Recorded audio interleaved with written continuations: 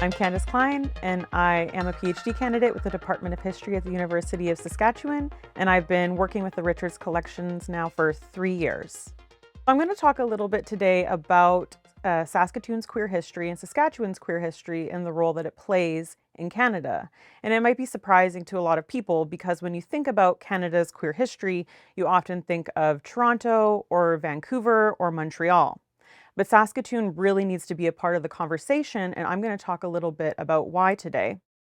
So when we're talking about queer history, we talk often about gay liberation.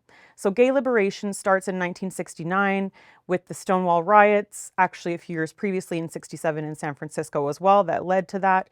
But essentially, it's people who are queer, gay, lesbian, trans, who were wanting to fight for visibility, the right to exist legally, and the right to be who they were without social or legal repercussions.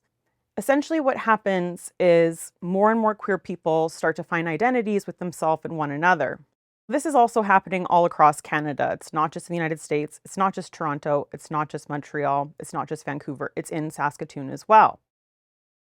But let's talk a little bit about what this looks like before 1969, what's happening. So Saskatchewan actually has a really long legacy of queer people and queer history way before this time period. We can actually see this in places like bar scenes in the early 1940s, 50s, and 60s, but also we can find it in places that you might not necessarily expect.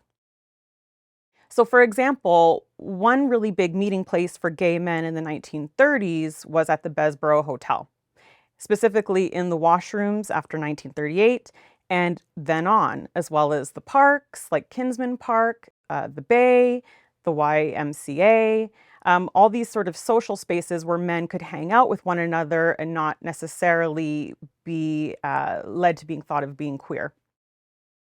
They also met through things called linguistic codes or hanky codes. So people would have handkerchiefs of certain colors placed in pockets or perhaps in the back pocket in later years to let people know perhaps that they would be interested in certain types of same-sex sex and activities. Lots of lesbian women would meet at house parties, quite often at sporting events. If you look at the histories of baseball, curling, golf, softball, you'll often find lesbian women congregating together in these sporting events. And also, lots of people who engaged in same-sex sex often did sex work, was an easy way to find one another.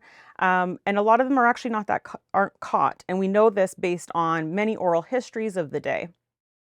Transgender people also had their own secret networks, and lots of people actually lived quite openly, especially in rural communities. Sometimes their what was called true sex was not necessarily discovered until after their death, and quite often when this was made public, people in the community didn't care, and they would still refer to them as the way that they had expressed their gender and themselves all through that time. It's really this complicated, long history of people meeting one another, having sex with one another, having relationships with one another of the same sex, as well as people who are transgender, living their lives as whatever gender that they feel they are inside, was pretty, not necessarily open, but at the very least was happening and happened with pretty regularity and frequency in their occurrence. So then, with the advent of gay liberation in the 1960s and 70s, Saskatooners are continuing to participate in this worldwide social and sexual revolution. You have to understand, too, that in the 60s and 70s, Saskatchewan itself was actually experiencing, for really one of the first times since the 1920s, economic prosperity through potash and other agricultural sectors. So it's really booming and it's creating this large entertainment and restaurant scene. It really, really explodes at that time. And there's these draconian liquor laws that are happening at these nightclubs, but people are able to circumvent them in really interesting and unique ways. So something that also happens is that more and more queer people are starting to find one another, especially after 1969. And so a small group of them in 1971 get together and they form the Saskatchewan Gay Action Club, as well as the Gay Students Alliance. And so this is an ad hoc kind of way of people socializing together, and it's not really formed in this solid way until I would say 1972 with the Zodiac Friendship Society.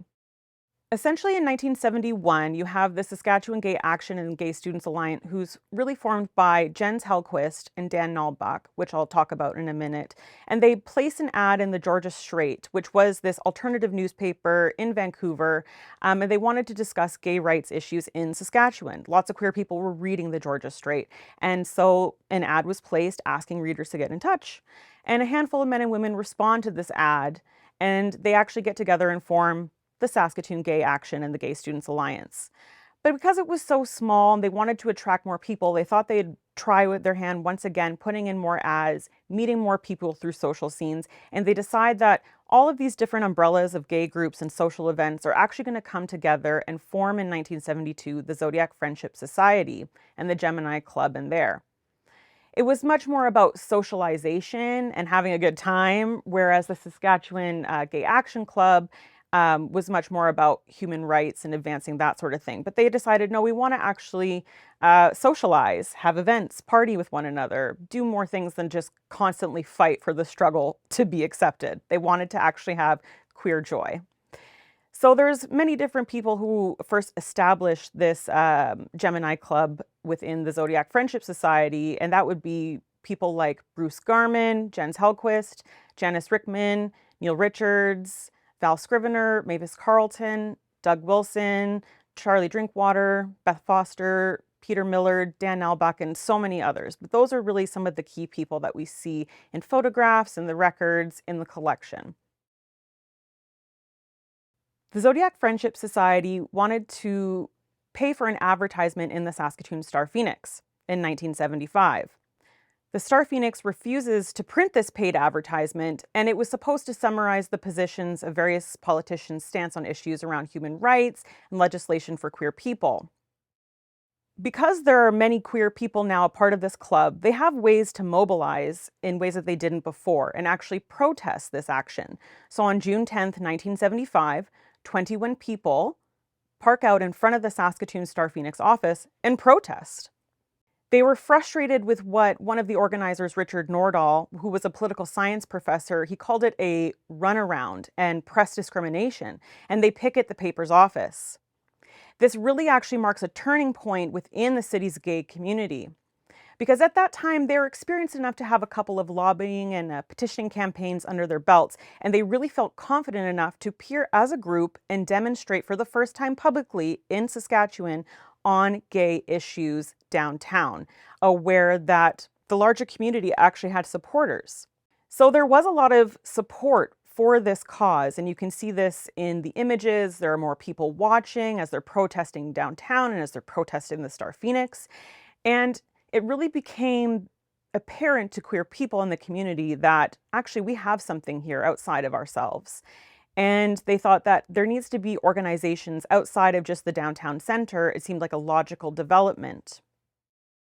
So after the Saskatoon Star Phoenix protest, it's clear that there's support for queer people. And based on this experience, Doug Wilson, who was one of the picketers, he was a graduate student teaching at the University of Saskatchewan with the Department of Education, and he decides to place an ad in the Sheaf, which was the student newspaper, for a gay club at the university. So he puts this ad out, and he says to leave a message in his mailbox if you wanted to join for the Department of Education. The university and the Department of Education were not happy about this, and they terminated Doug's position at the university based on this. There was a lot of outrage.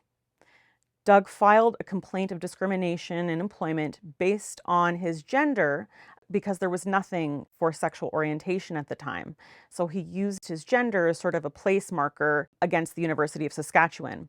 And it marks one of the first times that discrimination against gay men and lesbians is challenged in the legal system in Canada, because at that time there was only one previous case in that same year in Ontario about this man, John Damien, who was fired from a horse racing group. So the John Damien case did attract attention, but Doug Wilson's really exploded. It attracted considerable local and national media interest.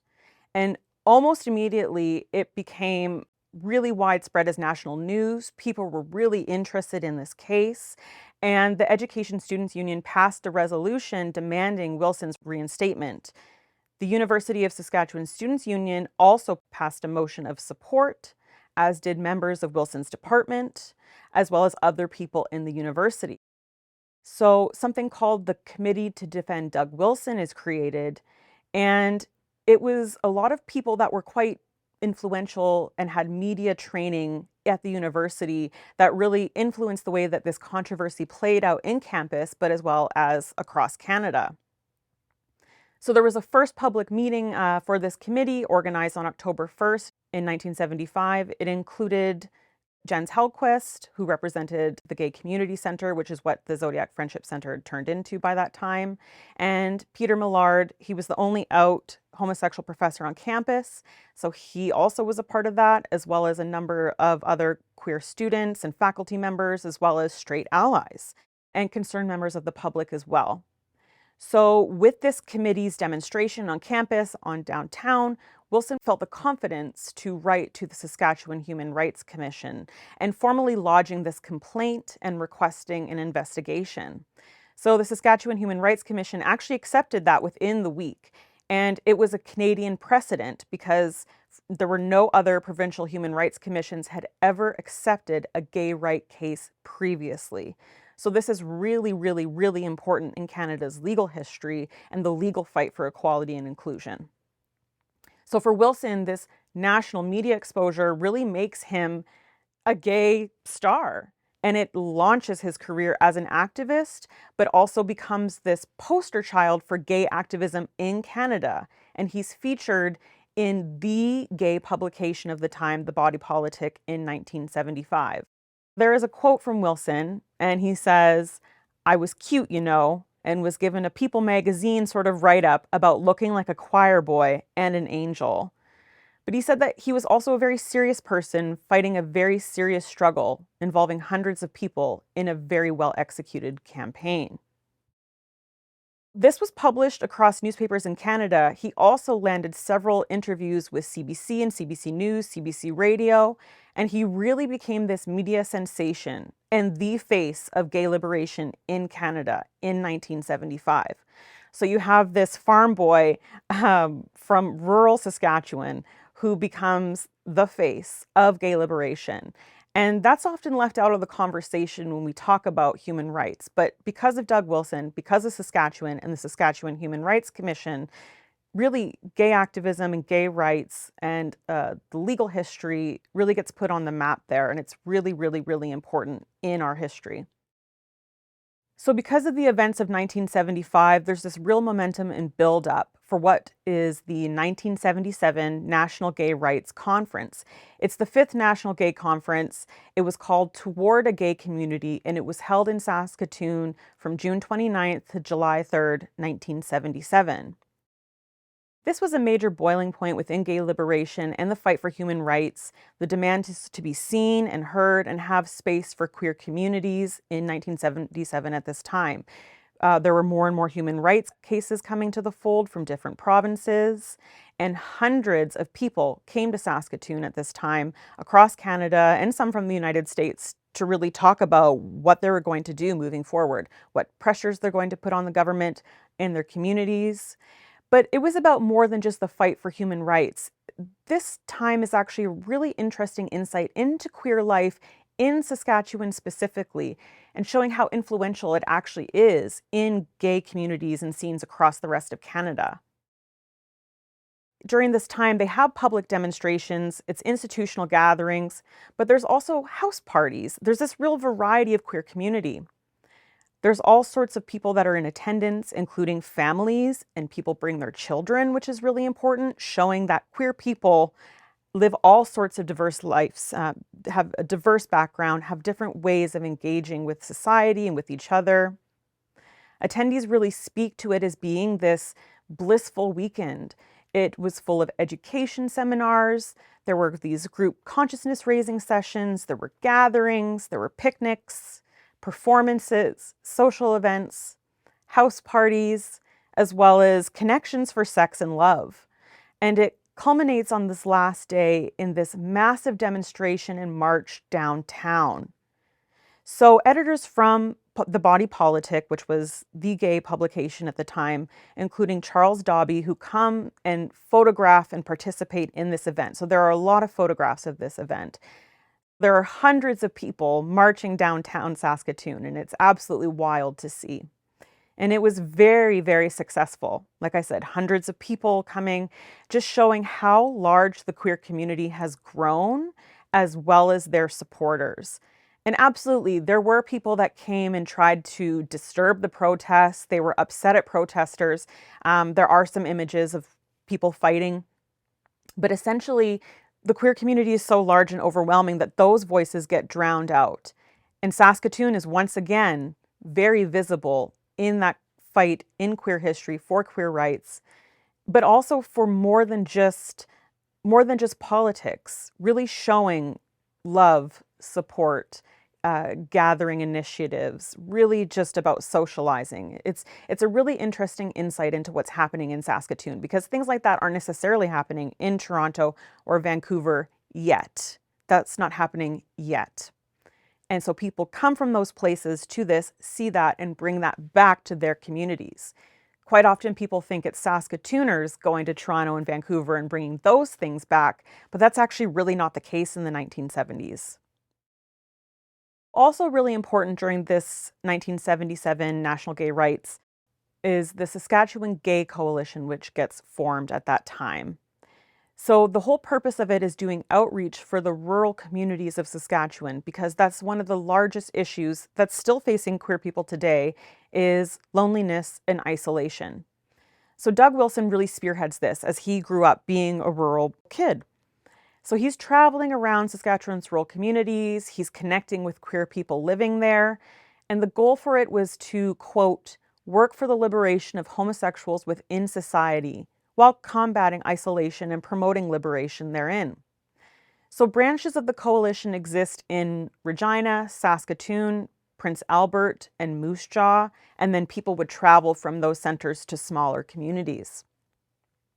So the mandate of the Saskatchewan Gay Coalition is to oppose all forms of discrimination against gay men and lesbians, to oppose all forms of discrimination against all women, to foster the growth of gay community on a province-wide basis, and to articulate the gay lifestyle to the general public and to raise consciousness within the gay community.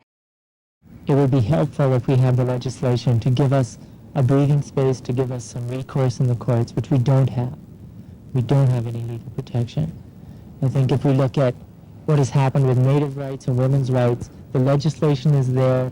It does provide some recourse, but it hasn't eliminated sexism, it hasn't eliminated racism, and what we need is a whole change in attitude, and that is a long-term thing, and that comes from public education, that comes from public action on the part of gay people. It comes from public articulation of who we are. They wanted it to be about more than just being gay or lesbian. They wanted it to include things like misogyny, racism. They wanted to include those things in the mandate. They also published a monthly newsletter called Gay Saskatchewan, and it was distributed throughout the province, and there were many subscribers. It was very successful for many years. It's really important because it's one of the few queer coalitions that actually center lesbian experiences rather than just focusing on gay men. Because at that time, that was a lot of criticism happening within the queer community itself. Lesbian women were really feeling left out of the conversation. They really felt that there was just so much focus on gay men and gay men's pleasure rather than things that women had to face, unique challenges to them, especially say as if they were mothers, or things like misogyny, things that gay men were perpetrators of sometimes. And so the Saskatchewan Gay Coalition was really lesbian centered, and that was very radical for the time. So all these things are happening in Saskatchewan over the years, and in 1978 is also a really, really important year because of something called the protest against Anita Bryant, as well as what becomes something called the Metamorphosis Festival. So on July 1st, there was a large protest in Moose Jaw against Anita Bryant. She was a singer and Tropicana spokesmodel that had been invited to the city of Moose Jaw by the Fellowship of Evangelicalism. So Bryant was this well-known American campaigner who really led the crusade against gay rights. She was a renowned homophobe and bigot and was really proud of her position on that. And so many anti-gay people really rallied around Anita Bryant and her crusade. And so many people brought her in to talk out against queer people. So, because of this, and because Saskatchewan had many groups and had a very large number of queer people, they decided to rally against it. So, 250 people went to Moose Jaw to protest her appearance at the Canada Day rally that they were having. They outnumbered the people protesting against queer people. It was pretty magical to see. And so it's really, really important because it shows the importance of queer community and just how large Saskatchewan's queer community was in the fight against homophobia. And Anita Bryant, it was not successful. Not many people felt comfortable coming to see her in Moose Jaw. And so in 1978 as well, this is where the first Metamorphosis Festival occurs. So it's hosted by the Saskatchewan Gay Coalition, and it's an event that actually runs for over 10 years. It was purposefully held on Thanksgiving weekend because it was to symbolize chosen family, and it becomes the central part of queer organizing. So they wanted a queer festival that celebrates not just their fight for human rights, but queer joy. And that was truly radical at the time. So they would meet at Cranberry Flats. They decided to have a picnic, have a little concert, and then they would go downtown and have what they didn't call a demonstration. They were specific. They called it a parade. The goal is to provide the gay community with an opportunity to present itself to the larger community in this positive, visible way for that weekend, and it eventually would become a 7-day-long event. They chose the image of a butterfly and metamorphosis as the perfect allegory for coming into your true self and living your life out and proud as a queer person. The event included continuous entertainment and workshops around music. There was dance, there was theater, there were writing groups, there was art, photography, crafts, there were book selling, there were all sorts of things that people could participate in. And then that last day was a parade through downtown Saskatoon where they would talk about things that they loved about one another. And it was really important because Metamorphosis actually becomes this important moment for queer activism in Canada because it shows that Pride is actually not necessarily just about the fight, because it is, but it's actually about joy. It's actually about celebration. It's about coming out, living your authentic selves. And people from all over Canada came to Saskatoon to Metamorphosis, hundreds of people. And they enjoyed these festivities, and it was something that they had never experienced. People who came from Toronto and Vancouver said they had never experienced an event like that before. And because of that, they took that back to their own cities, which once again decenters this notion of Toronto and Vancouver as queer organizing hotspots when really it's Saskatoon. So Metamorphosis event becomes an annual event, and it really changes activism in Canada, and people came all over, and it continued on for over a decade. And people said how much it really moved them and helped them come in and into their own. So by the late 70s, things are changing. Saskatoon starts to sort of dwindle a little bit. Some people start leaving the city and moving to Toronto or moving to other places. And also just new understandings of queer nightlife and queer events come into the fold. So nightclubs start to open in Saskatoon, the first being After Midnight, which actually eventually became Numbers, and then became Divas, which still exists here. There are also dozens of important publications that come out as well. Beyond just Saskatchewan's gay liberation, there's all sorts of publications from lesbian feminists, from feminism, from gay men. There's also some transgender publications that are coming out at this time. It's really important. There's also talk about counseling and health services because queer people are having a hard time accessing care. So Jens Hellquist was one of the pioneers of this, and he thinks there's too much socializing going on, And so something needs to happen. And the Gay and Lesbian Support Services are formed in 1980, which provided counseling, crisis line, and self-help groups, things that people really needed. There were a lot of in-group fighting, as can happen, and also a lack of funding, so it closed its doors in 1982. But GENS continues on the fight, and it actually reopens in 1991 as the Gay and Lesbian Health Services. This goes through several different name changes and iteration, but it actually becomes Out Saskatoon, which still exists in 2015. Also, an important thing that starts to happen in the 1980s is, of course, HIV and AIDS. And so many of our queer activist founders from the 60s and 70s, we start to lose them.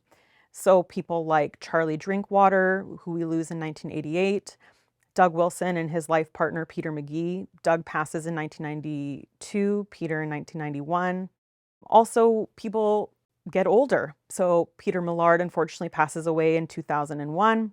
Jens Hellquist passed away in 2013. And of course, Neil Richards, who passed away in 2018. But it's important to note that by 1982, Saskatoon was actually considered to be one of the most active gay communities in Canada, and it had a long reputation as a major queer liberation center. And it's important to note, too, that Saskatoon's gay and lesbian community centers and their various iterations in the 1970s were the only functioning ones in the country at times, for sometimes years at a time. And Metamorphosis was coming out of that. And that's why Metamorphosis could happen, is because we actually had a functioning gay and lesbian community center when other cities didn't. And in 1982, Doug Wilson actually gives this interview where he says that, quote, "The key that Saskatoon's gay community has long been supported by a network of social outlets, which if they had not been encouraged by the larger straight community, were at least tolerated." So what he means by that is Saskatoon's unique in that there were many straight people and straight allies that were a part of the gay community scene because it was smaller. And so we actually needed the larger community to support us at that time.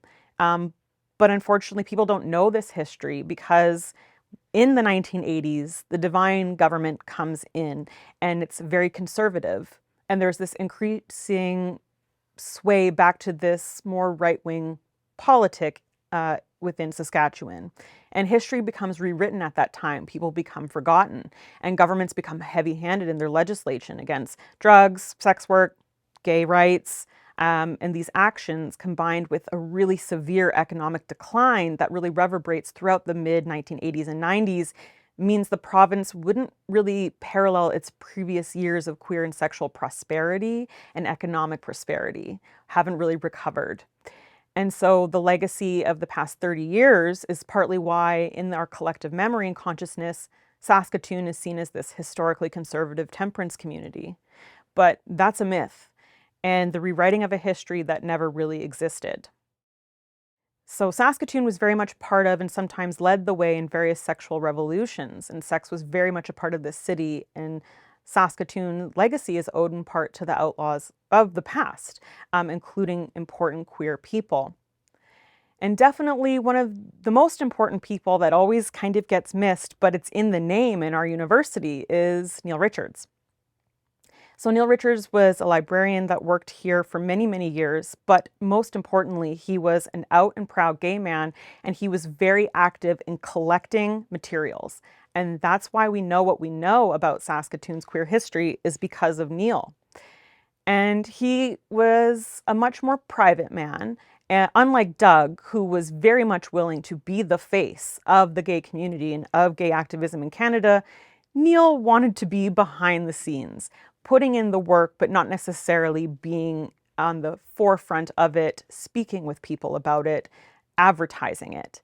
And so his collection is so important, and the photographs he has, the ephemera he has, all these different materials that he collected over the years. He was very politically active. He was involved from day one.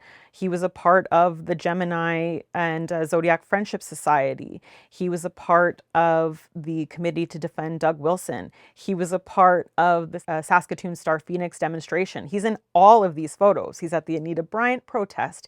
He's at the National Gay Rights Coalition. He's at protests in Regina at the legislature. He is really in every single step of this, but he's not necessarily bragging about it or trying to bring attention to it. He's just there doing the work, putting his head down, collecting the things that need to be collected. And so he passed away in 2018, unfortunately. But because of him, we actually know much more about Saskatoon's queer history in our queer community, and this might have been lost to the rewriting of history in the 1980s and 90s without his work. Saskatoon's queer community shaped and influenced queer communities across Canada, and Saskatoon was at the epicenter of queer activism and queer history in Canada in the 1970s. It was a very politically active place, but it was also an interesting place with different ways of talking about queerness, identity, community, with lots of different people involved. Many people were coming to Saskatoon frequently every year and taking what they learned in Saskatoon back to their own communities in other cities across Canada. So Saskatoon is really, really important, and we have a long-lasting legacy in queer history.